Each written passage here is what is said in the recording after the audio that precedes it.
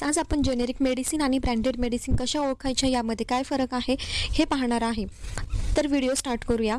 Generic medicine म्हणजेच औषधांचे molecule name आणि ब्रँडेड मेडिसिन म्हणजे कंपनीचे नाव. आता मॉलिक्यूल नेम म्हणजे काय, तर औषध बनवत असताना जे घटक वापरून औषध बनवलं जातं त्या घटकांना इंग्लिशमध्ये मॉलिक्यूल नेम असं म्हणतात. तर पॅरासिटामॉल ही एक टॅबलेट आहे जी ताप आणि कणकणी कमी करण्यासाठी खातात. तर उदाहरण पाहूया.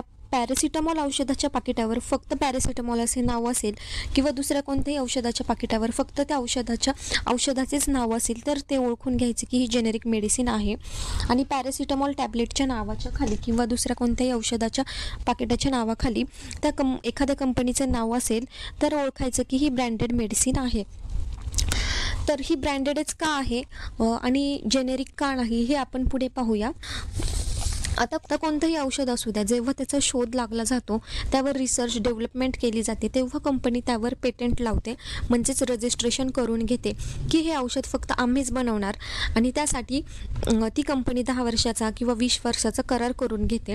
तो करार संपल्यानंतर बाकीच्या कंपनी ते औषध बनवायला चालू करतात आणि त्यांच्या नावाने ते औषध विकतात. आता कोणतंही औषध असू द्या, जेव्हा त्याचा शोध लागला जातो तेव्हा त्याच्यावर रिसर्च डेव्हलपमेंट केली जाते, तेव्हा जी कंपनी त्याचा शोध लावते ती कंपनी त्यावर पॅटंट लावते, म्हणजेच रजिस्ट्रेशन करते की हे औषध फक्त आम्हीच बनवणार. आणि त्यासाठी ती 10 वर्षाचा किंवा 20 वर्षाचा करार करून घेते आणि तो करार संपल्यानंतरच बाकीच्या कंपनी ते औषध बनवू शकतात.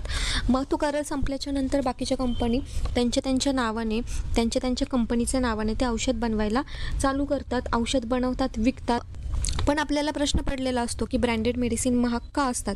तर ब्रँडेड मेडिसिनमध्ये packaging, extra test, identification, transport खर्च देणं, डॉक्टरांचा खर्च आणि डॉक्टरांना सांगणं की पेशंटला तुम्ही आमचे मेडिसिन विका, आमच्या मेडिसिन कशा चांगल्या आहेत, त्या का चांगल्या आहेत हे पेशंटला पटवून देण्यासाठी ते डॉक्टरांना पैसे देतात, वेगवेगळे गिफ्ट देतात, ऑफर्स देतात. त्यामुळे डॉक्टर त्यांचे ब्रँडेड मेडिसिन्स पेशंटला देतात.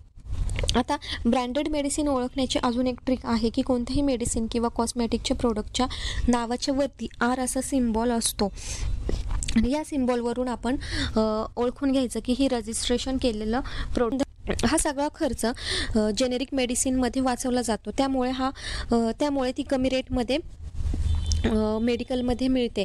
आता ह्या जेनेरिक मेडिसिन घेतल्या पाहिजे की नाही ते पाहूया. तर जेनेरिक मेडिसिन घेतल्या पाहिजे, पण जेव्हा जास्त कालावधीसाठी गोळ्या खाव्या लागतात किंवा कायमस्वरूपी रोज मेडिसिन खाव्या लागत असतील तेव्हा ह्या जेनेरिक मेडिसिन घेतल्या पाहिजे.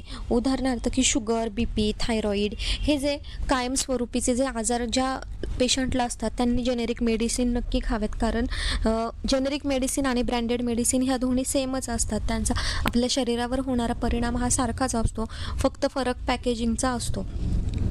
म्हणून जेनेरिक मेडिसिन ह्या नक्की खाल्ल्या पाहिजे, ते आपले पैसे वाचवतात. आणि ब्रँडेड मेडिसिन खाऊ नका असं मी म्हणत नाही, ब्रँडेड मेडिसिनही घेतल्या पाहिजे. पण जेव्हा एमर्जन्सी केसमध्ये आपण अचानक आजारी पडतो तेव्हा डॉक्टर आपल्याला देतात लिहून प्रिस्क्रिप्शनवर, अशा वेळी विचार न करता तुम्ही ब्रँडेड मेडिसिन घेऊ शकता. तर हा